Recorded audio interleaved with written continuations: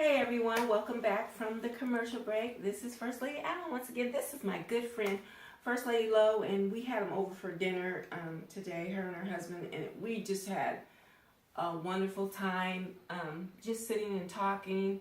And so we're just going to sit and talk to you guys for a minute. We ate and everything, and we just had personal time because it's really important that you have personal time. And so I was thinking, our husbands just did a really fabulous show. Yes, they did. They knocked it out of the park. They knocked it out of the park.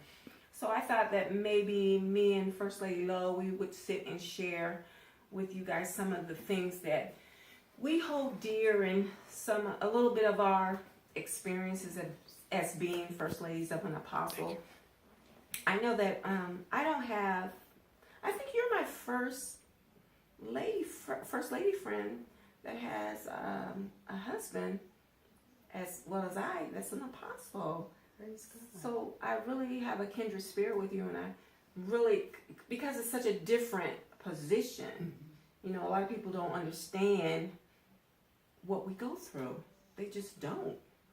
And so I just want you to give us a little bit of your experience of some things.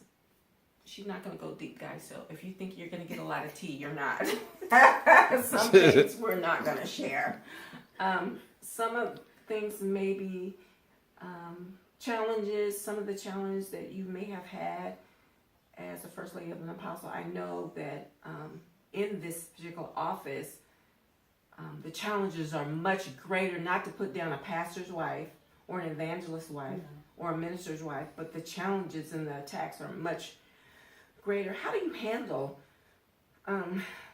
attacks and ministry and being a wife and a mother, because they're all different roles rolled up in one? Yes, definitely.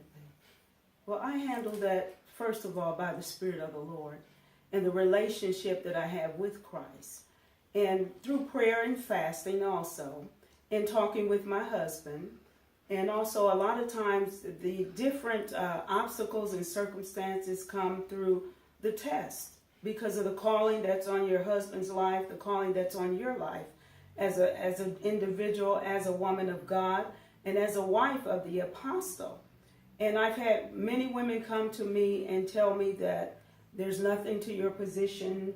I've had women tell me various negative things, you know, and I minister to them and tell them to seek counsel with the Lord.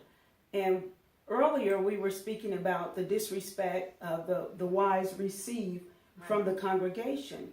And a lot of times different women in the church, they feel that just because you're with your husband and our husbands are handsome and attractive, and they're sharp dressers. Love them. Yes, they're are. Sharp dressers from head to toe. Yes, and they're sharp in the anointing also. Yes. And that's the number one main thing. They're sharp in the anointing.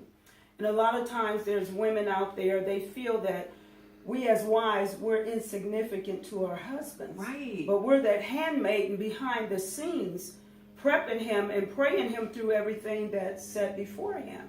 And so they feel that they can come up and they can be flirty with our husbands. They can disrespect us and stand there and just talk to our husbands any type of way, like we're not even there. But God has given us temperance and patience that we can just go forward and we can teach them how to love. We don't come against them in negativity. We walk up to them and greet them as a sister, speaking to them and encouraging them. I totally agree with you. Now, I wasn't always at that point. I'm just going to tell you guys, one of the things that really hurt my feelings is when they do the appreciation. Many of you guys don't know, like the woman of God said, we're behind the scenes doing everything. We do everything. We do everything. What they can't do, we do. Our husbands work, they minister, and so we take care of the house, we take care of the administrative part in the church, we pick up the slack wherever there's slack, and we keep it moving. And so I remember one year, I worked so hard to get this appreciation together. And I didn't show that my feelings was hurt. So everyone got up, and I bought gifts for everyone in the church. I got up and gave everyone a gift, and I was the only one that didn't get one. They got up and gave my husband accolades and said how wonderful he was, and went on and on and on. And they gave me nothing. They didn't say anything to me. So those are the things that hurts our feelings. When you guys call us and we minister to you, we get up in the middle of the night, we run to the grocery store, we buy diapers, we do it all. And then we go home and we minister to our husband and to our kids, and we take care of our families. And then when the appreciation time comes, then we're ignored. That hurts. I'm not sure if you've ever experienced being looked over. Oh, yes. But it really hurts. And then our husbands have to get up and say something to you guys. And we don't say anything. They just see it and say it. Another thing that I've experienced is people stepping in front of me and they'll speak to my husband, or they'll ask my husband out for dinner. Oh, yes. Ask my husband out to dinner on Mother's Day. I stayed in my first lady position. Hallelujah. Yes, sir. I stayed there. Ooh, Thank God for the Holy Ghost. Yes, sir. Yes. Yes, sir. That's all I'm going to say on that. Well, you go ahead. Yeah, I agree with First Lady Tammy Allen, because sometimes the women do say things out of order, in a form of disrespect. And sometimes you have to overlook them. And sometimes, it's good to be in a place in God to where you won't have to skull drag them. So, I thank God for His Spirit. We just keeping it real. We're just keeping it real. So, that's why I said it pays to have an established relationship with the Lord.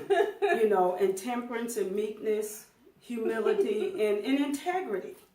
Because integrity is so important as an individual and as being saved, the saved woman of God, and the pastor's or the apostle's wife.